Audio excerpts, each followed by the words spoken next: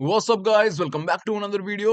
अब आपको पता ही है कि कुछ दिनों से मैं इनकंसिस्टेंसी दिखा रहा था, वीडियो नहीं डाल रहा था क्योंकि यार चैनल मोनेटाइजेशन में कुछ इश्यू आ रहे थे एडसेंस अप्रूवल से लेकर। अब वो दिक्कतें अभी तक सॉल्व तो हुई नहीं है, लेकिन यार मैंने सोचा कि क्या करना, मोनेटाइजेशन होएगी तो हो जाएगी, जब होनी होगी, दिक्कत सॉल्व होनी होगी तो हो जाएगी, आगे देख लेंगे। लेकिन उसके चक्कर में डीएसए तो नहीं रुकना चाहिए ना, रोज रोज वीडियोस तो नहीं रुकनी चाहिए ना। उस चक्कर में मूड खराब चल रहा था यार, इसलिए वीडियो नहीं बना रहा था। लेकिन कोई बात नहीं, अब से दोबारा से रोज वीडियो बनाएंगे, 2 ही दिन तो नहीं बनाई वैसे भी। तो अब आज इस वाली वीडियो में हम सॉल्व करेंगे ये बहुत easy question, square root of a number. ये बहुत ज्यादा इंपॉर्टेंट है और इजी भी है। इंपॉर्टेंट क्यों है देखो, फ्लिपकार्ट, एक्ोलाइट, अमेजोन, माइक्रोसॉफ्ट, इन सब बड़ी कंपनी में पूछा गया है। जितना इंपॉर्टेंट है ना उतना ही आसान है यार। इसका एक लाइन का भी कोड है और थोड़ा सा बड़ा भी कोड है, हम दोनों देख लेंगे, बहुत आसान है। ठीक है, पहले क्वेश्चन समझते हैं। हमें एक इंटीजर गिवन है n, बस हमें उसका स्क्वायर रूट निकालना है, दैट्स इट, यही क्वेश्चन है। अगर परफेक्ट स्क्वायर है तो ठीक है, लेकिन अगर परफेक्ट स्क्वायर नहीं है तो max return the floor value.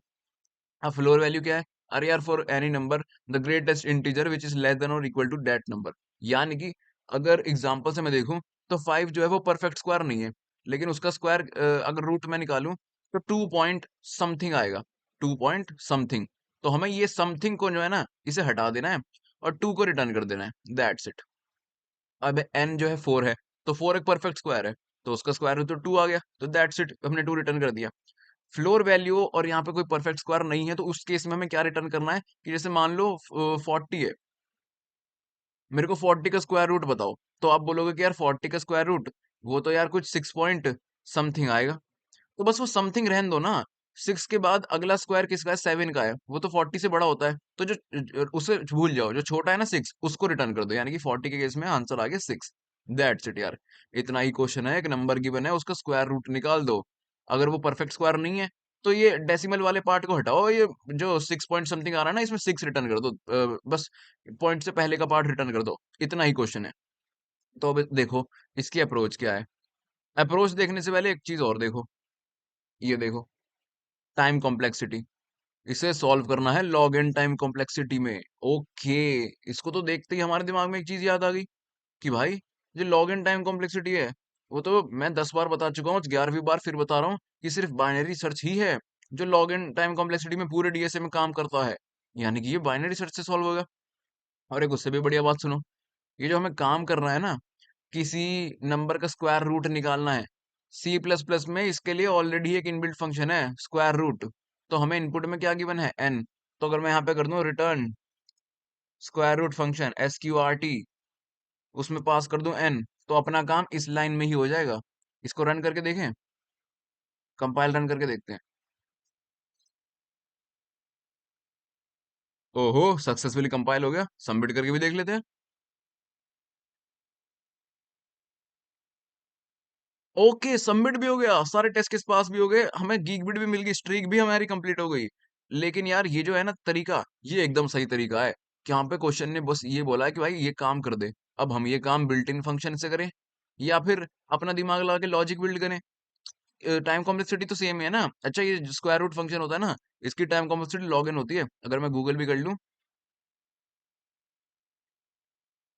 SQRT function time complexity, तो भैया कितनी है इसकी? Log N. लो, टाइम कॉम्प्लेक्सिटी क्या है? Log N. ठीक है, यानी कि अपना काम यहाँ पे इस चीज से तो हो जाएगा, स्क्वायर रूट हमने फंक्शन का यूज करा और अपना काम लॉग इन टाइम में ही हो गया। ये काम इस कोड एडिटर के लिए सही है, यहाँ पे क्वेश्चन जो गिवन है कोडिंग के लिए उसके लिए सही है, लेकिन इंटरव्यू के लिए सही नहीं यार। ये क्वेश्चन आप बोलोगे, ये बोलोगे इंटरव्यूअर को कि भाई स्क्वायर रूट ऑफ एक्स कर दूंगा मैं, तो वो ये बोलते ही बोलेगा कि भाई फंक्शन के यूज कर रहा है, इसका लॉजिक बता देना। तो अब आओ इसके लॉजिक की बात कर लेते हैं।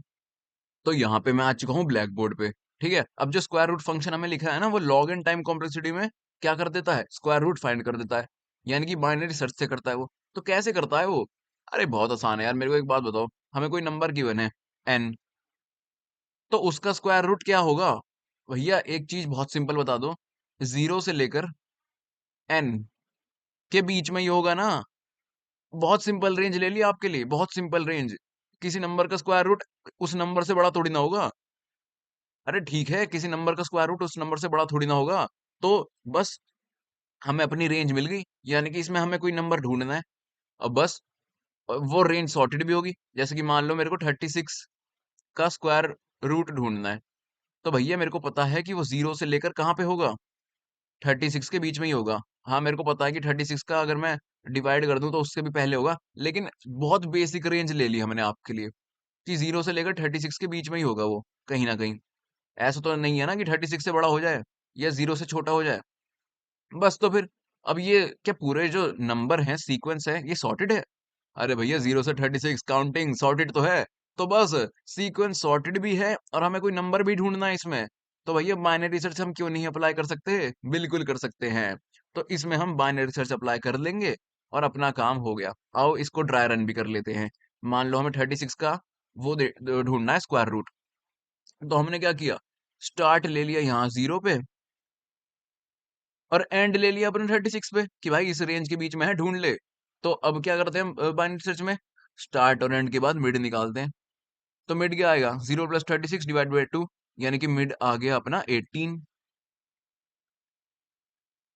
मिड 18 आ गया यार। अब मेरे को चेक करके बताओ कि 18 का स्क्वायर क्या 36 के बराबर होता है? अरे भैया नहीं, 18 का स्क्वायर तो 324 हो जाता है। वो कहाँ हो गया 36 के बराबर? वो तो बहुत बड़ा हो गया। तो मतलब अपनी रेंज क्या है, 0 से लेकर 18 तक। तो इस केस में हम क्या करेंगे, एंड को पीछे ले आएंगे 18 - 1 करके, यानी एंड अब कहाँ पे आ गया, 17 पे। अरे यार सिंपल बाइनरी सर्च ही तो अप्लाई कर रहे हैं। तो अब अपना आंसर 0 से 17 में ढूंढना है। मिड क्या आएगा, 17 डिवाइडेड बाई 2, 8। मिड आ गया 8। भाई 8 का स्क्वायर क्या होता है, 64 होता है यार। 36 से बड़ा है, हाँ बड़ा है। तो फिर से एंड को पीछे लिया, एंड पीछे होके कहाँ पे आ गया, इधर 7 पे। चल ठीक है, 0 से 7 का मिड निकाल। इस सीक्वेंस को यहाँ लिख लेता हूँ मैं, 0 से 7। मिड क्या आएगा, 7 डिवाइडेड बाई 2, 3। 3 आ गया अपना मिड।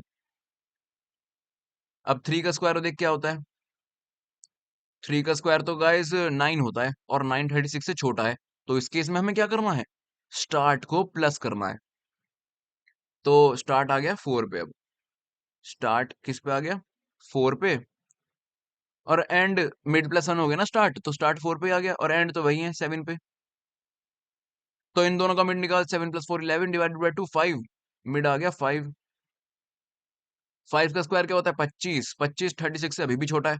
तो फिर आगे चल, स्टार्ट को लेके जा 6 पे। तो अब स्टार्ट आ गया 6 पे और एंड है अपना 7 पे। 6 + 7 क्या होता है, 13 डिवाइडेड बाई 2 होता है 12। ओ सॉरी, 13 डिवाइडेड बाई 2 होता है 6, यानी कि मिड आ गया अपना 6। चेक करियो जरा, 6 का स्क्वायर क्या होता है, 36। अरे ले भाई, 6 का स्क्वायर तो 36 ही होता है। वो तो बराबर हो गया 36 के। ओके, वहीं रुक जा और वहीं रिटर्न कर दे मिड को। तो अपना आंसर क्या आ गया, 6। दैट्स इट यार, इतना यहाँ पे आसान क्वेश्चन था। अब एक चीज बस छोटी सी और समझ लो कि परफेक्ट स्क्वायर है, तो ऐसे कर करके अपना आंसर आ गया। अब ये बात मेरे को बता दो कि अगर 36 की जगह यहाँ पे क्या होता, 40 होता। 40 परफेक्ट स्क्वायर नहीं है, तो उस केस में क्या होता, आओ देखते हैं। सबसे पहले सेम चीज होती थी, हम मिड निकालते 18, वो फिर छोटा हो जाता, तो 0 से 7 के सीक्वेंस में आ जाते हम। फिर 3 का 9 वो छोटा होता, तो फिर आगे चलते हम। फिर 5 का 25 होता, वो भी 40 से छोटा है, तो फिर यही काम करते। अब इस केस में हम आ गए, 6 का स्क्वायर हमने निकाल के देखा, 36 आ रहा है। 36 40 से छोटा है, तो क्या मैं 6 को एलिमिनेट कर दूं? अरे यार अगर मैंने 6 को एलिमिनेट कर दिया तो ये 7 पे पहुंच जाएगा, और 7 40 से बड़ा है। स्टार्ट और एंड बराबर हो जाएंगे, तो यार हमें तो आंसर मिलेगा ही नहीं। ओके, लेकिन हमें क्या पता था कि 40 का स्क्वायर रूट क्या होता है, 6 पॉइंट समथिंग होता है। तो यार उस समथिंग की हमें नीड नहीं है, हमें उससे छोटे नंबर की नीड है। अरे भाई बहुत सिंपल चीज है, यहाँ पे देखो हमारे पास दो नंबर हैं, 6 और 7। 6 का स्क्वायर क्या होता है, 36। 7 का स्क्वायर क्या होता है, 42। 7 7 जो 49 होता है ना, 49। तो भाई इन दोनों में से 49, 7 का स्क्वायर 49 होता है। तो क्या इसका आंसर कभी 7 आ सकता है क्या? नहीं आ सकता भाई। क्या 6 आ सकता है? हाँ 6 आ सकता है, क्योंकि 6 का स्क्वायर जो है वो इससे छोटा है। अगर 36 की जगह यहाँ पर 38 39 से लेकर अगर 48 तक भी कोई भी नंबर होता ना, तो उसका आंसर 6 ही आता। क्यों? क्योंकि उससे छोटा है। हमें क्या है, 6 पॉइंट समथिंग भी मिले ना तो हमें वही चाहिए। लेकिन ऐसा नहीं है कि 7 से हमारा काम चल जाएगा। 7 तो 49 है, वो तो अलग आगे हो गया। ओके, यानी कि हमारा आंसर जो है छोटे वाले रेंज में हो सकता है, लेकिन अगर कोई नंबर बड़ा निकला तो उसके बाद तो हमारा आंसर नहीं होगा, ये हमें पता है। इसलिए जब 18 का स्क्वायर 324 निकला था, तो हमने भैया एंड को पीछे ले गए, ठीक है? 0 से 17 की रेंज बन गई। फिर 8 का स्क्वायर भी 64 निकला था, वो भी बड़ा है, तो हमने फिर से एंड को पीछे ले गए, 0 से 7 की रेंज मिल गई। लेकिन अब जब 3 का स्क्वायर 9 है, तो वो 40 से छोटा है। तो एक काम करेंगे ना हम अपने आंसर में एक वेरिएबल बना लेंगे आंसर, उसमें जब भी हमें अपने स्क्वायर से छोटा स्क्वायर रूट मिले ना, जैसे कि 3 है, तो उसमें 3 को स्टोर कर लेंगे कि यार एटलीस्ट 3 तो इसका आंसर होगा, इससे बड़ा भी हो सकता है, तो वो आगे अपडेट कर लेंगे। तो इस स्टेप के बाद हमने आंसर में 3 स्टोर कर लिया, हमारी रेंज अपडेट हो गई 4 से 7। 4 से 7 के बीच में मिड आया था 5, 5 का स्क्वायर था 25। ओके, वो 40 से अभी भी कम है, तो आंसर को यहाँ पे अपडेट करके हम कर देंगे 5, कि चल भाई एक 5 भी पॉसिबल आंसर हो सकता है। चलो फिर हमने स्टार्ट को आगे ले गए, मिड आ गया 6, 6 का स्क्वायर हो गया 36, वो भी 40 से कम है, तो 36 ओ 6 यहाँ पे हमने अपडेट कर दिया आंसर में। फिर हम जब स्टार्ट को अब आगे लेके जाएंगे तो स्टार्ट इक्वल टू एंड हो जाएगा, यानी कि बाइनरी सर्च का व्हाइल लूप यहीं पे रुक जाएगा, तो अपना आंसर जो आंसर में पड़ा होगा वही रिटर्न हो जाएगा, और वो क्या है 6, और वही तो हमारा आंसर है। 40 के केस में हमारा आंसर 6 ही तो आएगा। दैट्स इट यार, इतना यहाँ पे आसान था। मैं एक बार आपको फिर से रिवाइज करा देता हूँ, फिर चलते हैं कोड में। तो भाई ये क्वेश्चन था कि हमें कोई नंबर गिवन है, उसका स्क्वायर रूट निकालना है। हमें पता है कि वो नंबर का स्क्वायर रूट 0 से लेकर उस नंबर के बीच में ही होगा, उससे बड़ा तो होगा नहीं। तो हमने उतनी रेंज ले ली, और वो सॉर्टेड तो है ही यार, काउंटिंग है। स्टार्ट और एंड हमें मिल गए, तो हमने बाइनरी सर्च अप्लाई कर दी। हमने क्या किया, जैसे ही हमें कोई ऐसा नंबर मिला जिसका स्क्वायर उस नंबर से बड़ा हो, तो हमें पता है कि यार वो कभी भी अपना आंसर नहीं होगा।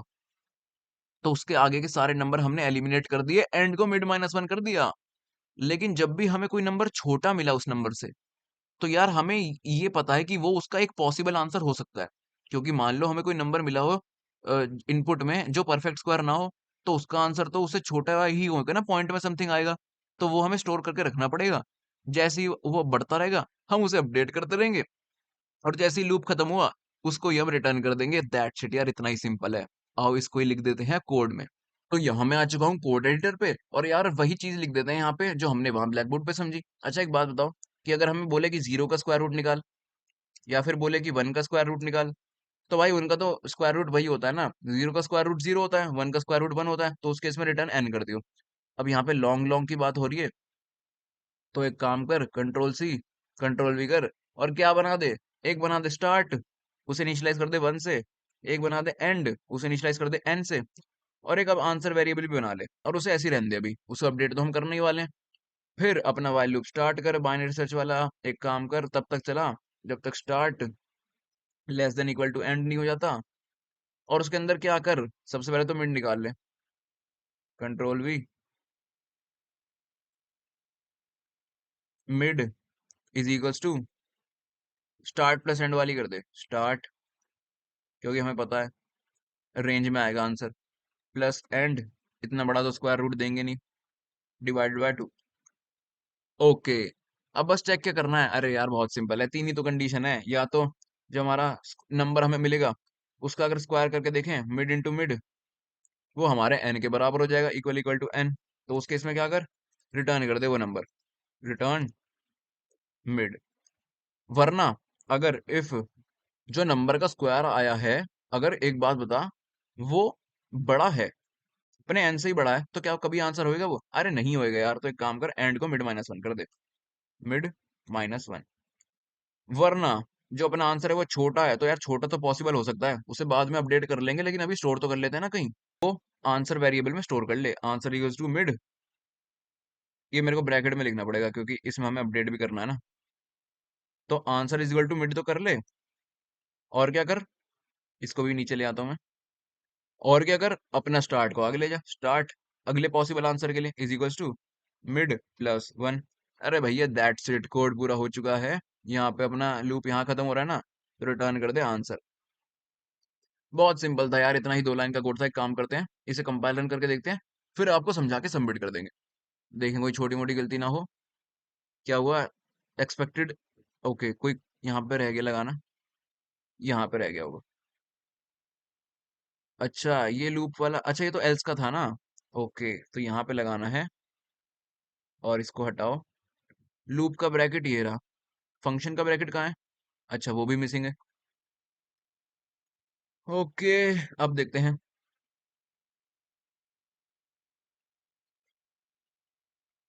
ओके, तो यहाँ पे हमारा कोड सक्सेसफुली कंपाइल हो गया। बहुत इजी है यार, हमने बस यही कर दिया कि अगर n 0 है या 1 है तो वही रिटर्न कर दे, वरना स्टार्ट और एंड ले ले जो हमने ब्लैक बोर्ड पे समझा। वाइल लूप जब तक start is less than equal to end, तब तक मिड निकालता रहे बार बार, और चेक करता रहे कि मिड अगर एन के बराबर है तो मिड रिटर्न कर दे, अगर बड़ा है तो पीछे आ जा, अगर छोटा है तो आगे आ जा। और एक काम कर, छोटे वाले केस में आंसर को स्टोर भी कर ले, क्या पता परफेक्ट स्क्वायर ना हो एन, हमें वही आंसर बाद में रिटर्न करना पड़े। ठीक है ना, कितना आसान था यार। चलो सबमिट कर देते हैं। और इस वाली वीडियो को लाइक कर देना यार, क्योंकि मैं थोड़ा मूड खराब, मैं भी अपने आप को सही करके वीडियो डाल रहा हूँ। वैसे कोई दिक्कत वाली बात नहीं है अब, ठीक है ना, होगा तो हो जाएगा। और मैं मिलूंगा अगली वीडियो में, और तब तक के लिए बाय।